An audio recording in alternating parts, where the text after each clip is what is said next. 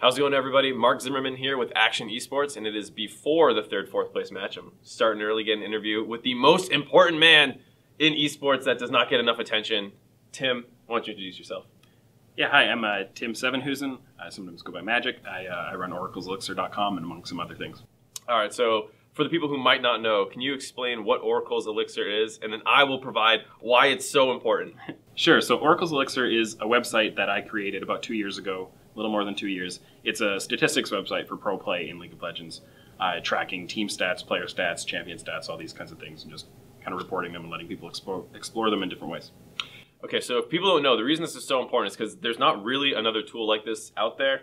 Riot's own stats are basically non-existent. So every team, every broadcaster, everyone in the West who cares about stats uses his site. And there's not enough talk about how useful this is. And what does it mean to you to like have this whole community kind of rely on this website that like doesn't get that much hype?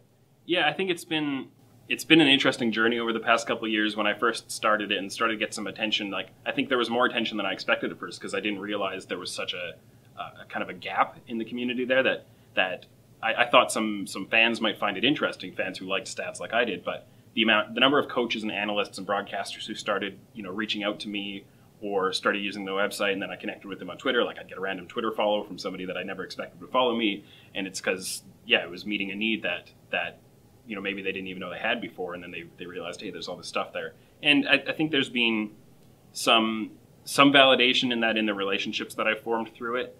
There's always the feeling like, what more people should be using this, and I know a lot of people use this, and you wish you get a little more momentum, but that's just anybody who has any ambition is going to feel that way. So I think there's been some good momentum on it. There's been a lot of cool things that have happened with running the site, a lot of cool opportunities that it's raised.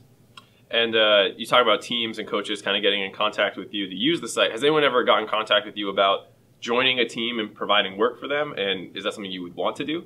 Yeah, I think there have been various opportunities since I started the site. Most of them I've said, I'm not going to join up with this. It's not the right opportunity, not at the right time. A lot of that has to do with me, and I have kids. I've got full-time work other than the site. So committing to be an analyst, like to be an analyst for a team, whether it's doing stats or more general analyst work, in the competitive environment, I would want to be able to give everything I had. Because if you're going to win, you give everything you have to win. And I just couldn't justify that's going to cut into my family time more than creating content or running a website well. Because if I'm running a website and I've got to say, well, you know what, today I can't do it. I have more important things to do. I can do that. With a competitive team, we've got a match tomorrow. I can't really do that and feel good about it. So I've generally turned down those opportunities, although I have had a lot of different conversations with teams.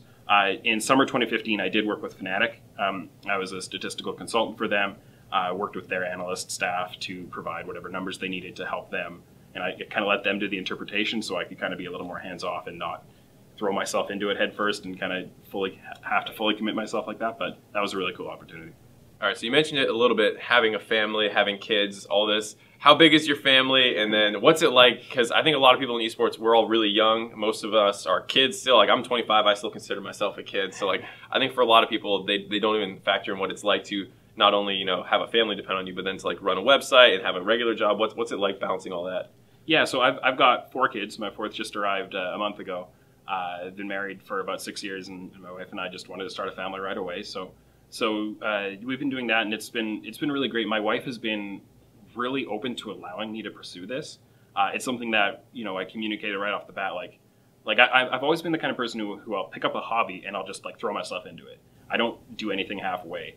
And esports was kind of the one that came up and has probably taken me the furthest out of all the hobbies I've done. But I talked to my wife off the bat, like, if I'm going to do this, I'm going to want to kind of commit this amount of time. And then once I started writing a couple of articles that started to create an opportunity for a little bit of income, then I'm like, okay, are you okay with me doing a little bit more of this? And here's what the balance will be. And every step of the way, we've always, communicated, which is always the most important thing in a relationship. Communication is number one.